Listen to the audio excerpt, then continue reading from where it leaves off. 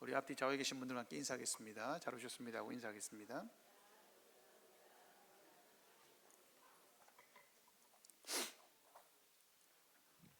여러분, 믿음이 흔들릴 때가 있죠. 기도해도 응답이 없는 것 같고 하나님의 약속이 너무 멀게 느껴질 때가 있습니다. 위대한 설교자 찰스 스펄전도 그랬습니다. 그는 젊은 시절 이렇게 고백했습니다. 나는 하나님의 말씀을 전하면서도 내 마음속에서는 믿음이 흔들릴 때가 있었다. 그는 어느 날 한 병든 노부인을 신방하게 되었습니다. 몸은 약했지만 얼굴에는 이상할 만큼 깊은 평안이 있었습니다. 스펄전이 조용히 물었습니다. 요즘 많이 힘드시죠? 그때 그 노부인이 미소를 지으며 이렇게 대답했습니다. 목사님, 몸은 약해지지만 마음은 점점 더 평안해요. 제가 주님을 붙드는 게 아니라 주님이 저를 붙드시거든요. 그 순간 스펄전은 눈물이 났습니다. 그리고 이렇게 고백했습니다. 그날 나는 배웠다. 내 믿음은 흔들릴 수 있지만 하나님의 손은 결코 흔들리지 않는다.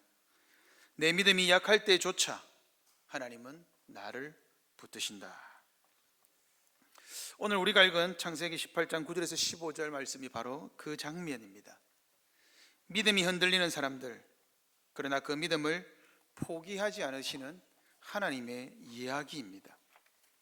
아브라함과 사라는 하나님께서 내년 이맘때 내 아내 사라에게 아들이 있으리라 이렇게 말씀하셨을 때 그 약속이 너무 커서 믿을 수 없었습니다. 창세기 17장에 아브라함은 웃었고 사라도 웃었습니다. 그런데 하나님은 그들의 불신을 보고 분노하지 않으셨습니다. 오히려 다시 찾아오셔서 말씀으로 그들의 마음을 회복시키셨습니다. 믿음을 다시 세워주셨습니다. 오늘 우리가 함께 나눌 말씀의 주제는 이것입니다. 하나님은 우리의 믿음 없음을 드러내시고 그 믿음을 친히 고치시는 분이십니다. 다시 한 번 더요. 하나님은 우리의 믿음 없음을 드러내시고 그 믿음을 친히 고치시는 분이십니다. 첫 번째, 하나님은 우리의 믿음 없음을 드러내십니다. 여호와의 사자가 아브라함을 찾아오셨습니다. 2주 전의 설교 기억나십니까? 네, 그죠? 하나님이 아브라함을 찾아오셨고 몇 명이 찾아왔습니까? 이삭이? 네, 3명이 찾아왔죠. 여호와의 사자가 아브라함을 찾아오셨습니다. 아주 뜨거운 날씨에 쉬고 있던 아브라함은 낯선 손님들을 극진히 대접했습니다. 자, 그리고 그 연결되는 장면입니다. 9절에서 나무 아래에서 음식을 대접하고 있는데 9절에 보시면 그들이 아브라함에게 이르되 바로 이렇게 말합니다. 8절 앞에 보시면 나무 아래에 모셔 섬에 그들이 먹으니.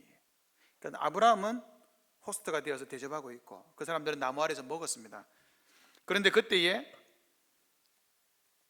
하나님께서 갑자기 사라를 찾으셨습니다. 여러분 이거 잘 보셔야 합니다. 대화가 이상합니다.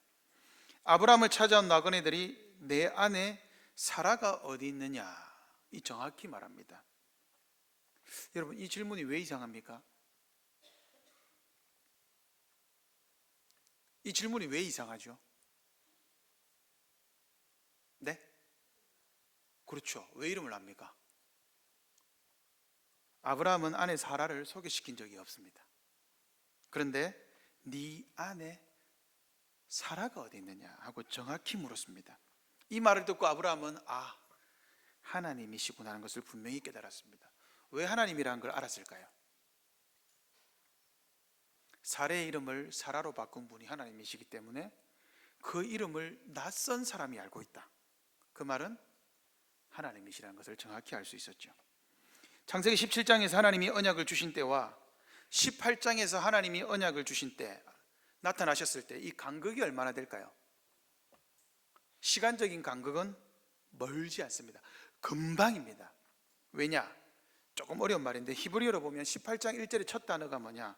죄송합니다. 와우 계속법. 이게 뭐냐? 17장의 사건에 바로 이어서 18장의 사건이 일어났다. 그리고 이렇게 됐다. 이 연결하는 용법입니다. 히브리어로.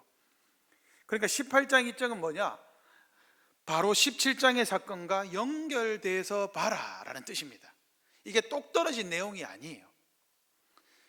17장과 18장은 거의 같은 시점의 이야기입니다. 17장 21절 보십시오. 하나님이 아브라함에게 뭐라고 말씀하셨습니까? 내 언약은 내가 내년 이 시기에 사라가 내게 낳을 이삭과 세우리라. 이삭이 언제 태어났어? 내년 이맘때라고 해야 센스가 있는 거죠. 예, 그죠? 그래서 아브라함은 18장 10절에서도 한번 보십시오. 내년 이맘때, 시기가 같습니까? 다릅니까? 같죠? 동일하죠? 같은 시기예요. 그러니까 아브라함은 사라라는 이름을 듣는 순간, 그리고 10절에 내년 이맘때라고 말하는 순간 확신했습니다. 아, 이분 하나님이시구나. 바로 알았습니다. 그런데 질문이 이상하죠. 왜 하나님은 내 아내 사라가 어디 있느냐라고 물으셨을까요? 여러분, 정말 안 보여서 물으신 걸까요? 왜 이렇게 질문했을까요? 이 질문은 창세기 3장 9절에 선악과를 따먹고 숨어있던 아담을 부르던 질문과 똑같습니다. 아담아, 네가 어디 있느냐? 똑같죠? 대상만 바뀌었죠. 아브라함아, 네 아내 사라가 어디 있느냐? 그러면 의도는 같겠습니까? 다르겠습니까? 의도도 동일합니다. 죄를 짓고 숨은 아담에게 하신 그 질문이죠. 하나님은 지금 아브라함의 무엇을 드러내고 있습니까? 아담처럼 죄 지은 상태, 믿음 없는 상태를 드러내고 있습니다. 아브라함이 그는 뭐라고 했습니까? 장막 안에 있습니다. 하나님은 그 대답에 반응하지 않았습니다. 장막 안에 있다라는 말에 반응하지 않고 내년 이맘때 내 아내 사라에게 아들이 있으리라. 이미 10장에서 똑같은 말씀을 하셨습니다. 왜 하나님은 다시 아브라함에게 이렇게 말씀하실까요? 이유가 무엇입니까? 내 아내 사라가 어디 있느냐? 아담과 같은 질문을 통해서 네 믿음 없잖아. 믿음이 연약해진 거예요. 의심하고 있었던 거예요. 그래서 아브라함의 믿음을 확정하기 위해서 내년 이맘때 네 아내 사라에게 아들이 있으리라. 똑같은 말을 또 하신 겁니다. 아브라함의 믿음을 강화시키는 것이죠. 그런데 시선은 자연스럽게 사라로 옮겨갑니다. 사라는 장막문 뒤에서 이 대화를 듣고 있었습니다. 그리고 속으로 웃었습니다. 내가 이렇게 늙었는데, 내 주인도 늙었는데 무슨 소리야? 비웃은 겁니다. 그런데 이상하죠? 여러분 보세요. 사라가 장막문 뒤에서 그 이야기를 듣고 비웃었잖아요. 그러면 하나님이 누구를 보고 이야기해야 됩니까? 사라에게 이야기해야죠. 그죠? 사라에게 니 왜 웃었노? 근데 이렇게 말하기 이전에 웃은 사람은 사라인데 하나님이 아브라함에게 묻습니다. 이삭아, 왜 사라가 웃었지? 라고 물었습니다. 한 번만 더 너 이름을 부를 때에는 다른 조치가 있을 겁니다. 이렇게 말한 거예요. 하나님이. 내 아내 사라가 왜 웃느냐? 여러분, 왜 아브라함에게 물었을까요? 왜 아브라함에게 물었을까요? 아브라함이 사라에게 하나님의 약속을 확신시키지 못했기 때문입니다. 17장에서 하나님은 아브라함과 대화하셨습니다. 사라의 이름을 사라로 바꾸었다. 네 아내 이름을 사라로 하리라. 누구에게 말씀하신 겁니까? 아브라함에게. 그러면 사라는 자기 이름이 사라로 바뀐 걸 알았을까요? 몰랐을까요? 알았다는 증거는 어디에 있습니까? 사라라는 말에 반응하지 않습니다. 그 말은 자기 이름이 바뀐 걸 알았어요. 나는 사라인데 왜 나를 사라라 부르지? 이런 말이 없어요. 그리고 17장 마지막은 어떻게 끝납니까? 모든 남자에게 할례를 베풀었다. 자기 아들에게도. 그러면 사라가 뭐라고 해야 됩니까? 영감님 왜 이러세요?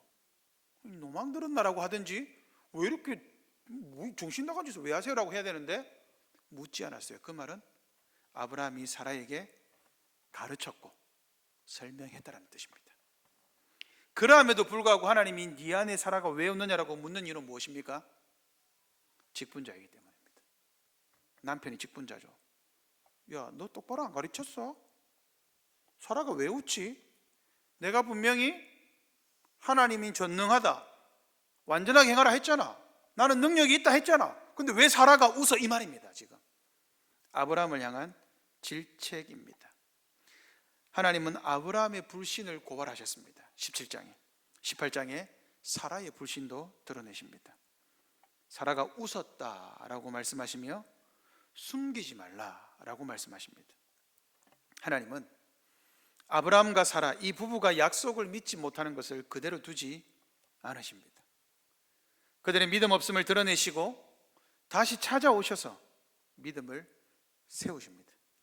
하나님이 이렇게 직접 찾아오셔야 할 만큼 이삭을 낳는 이 약속은 너무나 중요했습니다. 둘째로, 하나님은 우리의 믿음 없음을 드러내시고, 두 번째로 하나님은 우리의 믿음 없음을 치료하십니다. 하나님이 굳이 아브라함을 다시 찾아오신 이유는 하나입니다. 그들의 믿음이 약했기 때문이죠. 믿음이, 여러분 잘 구분하십시오. 믿음이 없는 게 아니라 믿음이 약해져 있었던 겁니다. 아브라함도 17장에서 약속을 듣고 웃었습니다. 17장 17절 같이 한번 읽어보겠습니다. 17장 17절 시작. 아브라함이 엎드려 웃으며 마음속으로 이르되 100세 된 사람이 어찌 자식을 낳을까? 사라는 90세니 어찌 출산하리요 하고. 첫 번째 단어가 뭡니까? 아브라함이 엎드려 웃으며 마음속으로 이르되. 18장 12절입니다. 같이 읽겠습니다. 시작.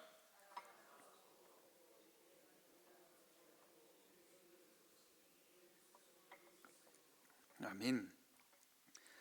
사라가 속으로 웃고 이르되. 아브라함과 사라의 웃음이 같습니까? 다릅니까? 아브라함과 사라의 웃음이 같아요? 달라요? 다릅니다. 두 웃음은 같지 않습니다.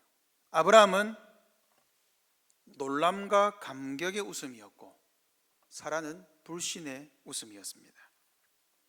왜냐하면 아브라함은 하나님의 약속에서 엎드려 경배하며가 먼저 있습니다.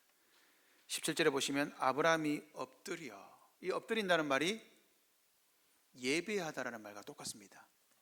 아브라함이 하나님께 엎드려 하나님 맞습니다 하는데 그 다음에 어떻게 웃은 거예요?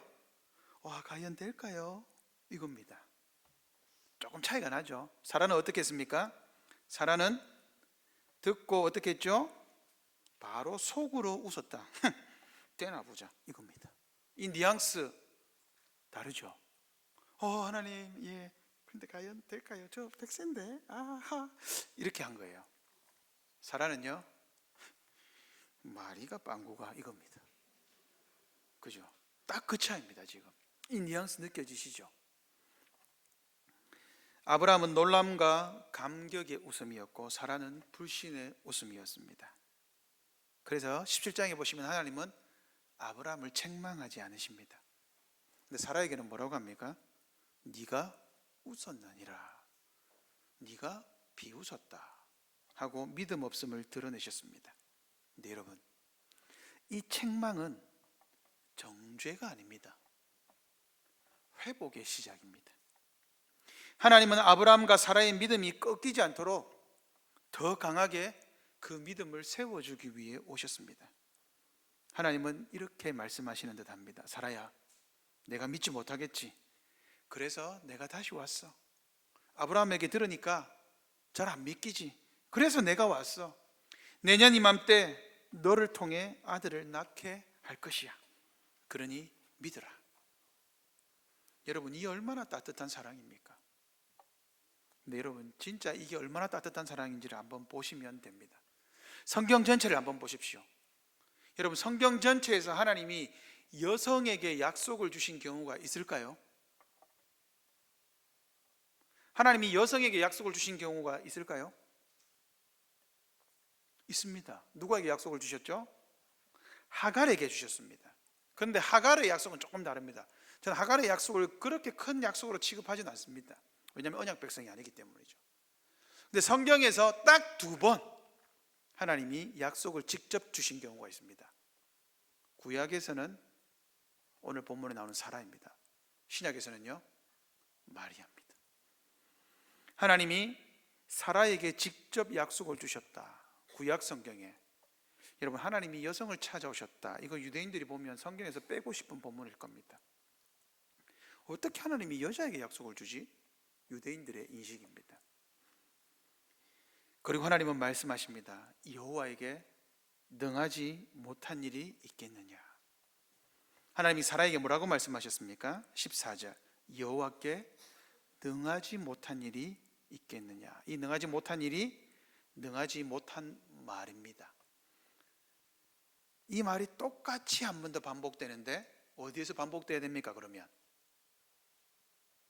마리아에게서 반복돼야 되겠죠. 마리아에게 이 말을 하셨을까요? 안 하셨을까요?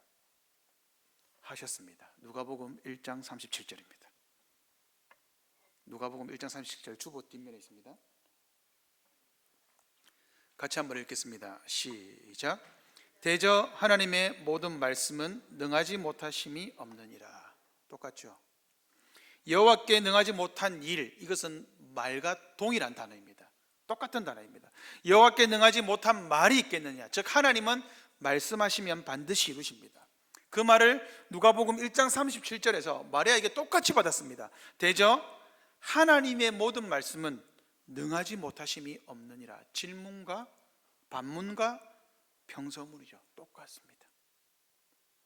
하나님이 사라와 마리아에게 약속을 주신 경우도 성경에서 드문 경우인데 구약과 신약의 한 경우. 그런데 그녀들에게 했던 말까지도 동일하다. 이것은 이 약속의 연관성입니다. 창세기의 사라 사건과 누가복음의 마리아 사건은 서로를 비춰줍니다. 이삭은 없는 곳에서 생명을 낳게 하신 하나님의 능력을 보여주었습니다. 아브라함과 사라에게 능력이 있습니까? 없죠. 그 없는 곳에서 생명을 잉태케 하셨습니다. 마리아에게서는요, 죄와 사망 속에서 새로운 생명을 주시는 구원의 약속의 성취입니다. 그러므로 유대인들은, 성경을 보는 이들은 창세기 18장의 사건을 보면서 무엇을 떠올려야 합니까? 하나님의 능하심이 없는 그 말씀으로 생명을 낳게 하신 그 하나님의 능력이 죄와 사망에 있는 생명이 없는 우리에게 예수 그리스도라는 생명을 낳으셨다. 동일하죠. 하나님의 말씀은 단순한 소리가 아닙니다. 하나님의 말씀은 생명을 낳습니다. 하나님의 말씀으로 90세의 경수가 끊어진, 생리가 끊어진 여인의 태를 여셨습니다. 하나님의 말씀으로 처녀의 몸을 통해 구세주라는 생명을 여셨습니다. 이 말씀의 능력이 오늘 우리의 믿음 없음을, 약한 믿음을 여시고 그 안에 생명을 채워주십니다. 여러분, 오늘 본문은 닫힌 본문으로 끝나지 않습니다. 열린 본문으로 끝납니다. 사라가 두려워서 부인하여 이르되 내가 웃지 아니하였나이다. 이르시되 아니라 내가 웃었나니라. 이러고 끝납니다. 그러면 사라는 하나님의 말씀을 믿었을까요? 안 믿었을까요? 사라는 이삭을 낳을 것이라는 하나님의 말씀을 믿었을까요? 안 믿었을까요? 근거는요, 히브리서 11장 11절입니다. 주보 뒤에 있습니다. 히브리서 11장 11절 같이 읽겠습니다. 믿음으로 사라 자신도 나이 늙어 단산하였으나 잉태할 수 있는 힘을 얻었으니 이는 약속하신 이를 믿으신 줄로 알미라. 사라가 어떻게 했다고요? 믿음으로 약속하신 이를 신실한 분으로 알았다. 18장 15절에서 사라가 믿었다는 말이 없죠. 그런데 히브리서는 사라가 믿었다라고 말합니다. 사라는 믿었습니다. 하나님이 자신의 생명 없는 그때에 태를 여시는 것을 믿었습니다. 로마서 4장 19절입니다. 로마서 4장 19절 같이 읽겠습니다. 그가 100세나 되어 자기 몸이 죽은 것 같고 사라의 태가 죽은 것 같음을 알고도 믿음이 약하여지지 아니하고. 아멘. 뭐라고 말합니까? 아브라함이 믿고 있었고 약해지지 아니하였다라고 말합니다. 언제요? 100세가 되었을 때. 오늘 이 18장의 사건이 어떠한 결과를 맺었는지를 보여줍니다. 하나님은 믿음이 약해진 아브라함과 사라를 찾아오셨고 하나님은 그들의 믿음을 위해서 일하셨습니다. 그리고 믿음 없는 자를 책망도 하시고 다시 세우시고 강하게 하셨습니다. 그 결과 성경의 저자들은 동일하게 아브라함은 믿음이 약하여지지 아니하였다, 사라는 약속하신 일을 미쁘신 줄로 알았다라고 말합니다. 하나님은 아브라함과 사라의 약해진 믿음을 치료하셨습니다. 마지막 세 번째입니다. 하나님은 말씀과 성례로 오늘 우리의 믿음을 강하게 하십니다. 하나님이 아브라함과 사라를 찾아오신 이유는 분명합니다. 두 사람의 불신의 뿌리가 같았기 때문입니다. 둘 다 자기 한계만 보고 있었습니다. 아브라함은 17장에서 뭐라고 했습니까? 17장에서 100세 된 나에게 어떻게 아들이 있겠는가 생각했습니다. 사라는 뭐라고 했습니까? 내가 이렇게 늙었는데 경수도 끊어졌는데 어떻게? 이렇게 생각했습니다. 뿌리가 같죠. 무엇이 뿌리입니까? 자신의 환경을 본 겁니다. 분명 아브라함은 17장에서 믿음으로 할례를 행했습니다. 믿는다고 할례를 행했습니다. 그런데 그 믿음이 사라에게까지 전달되지 않았습니다.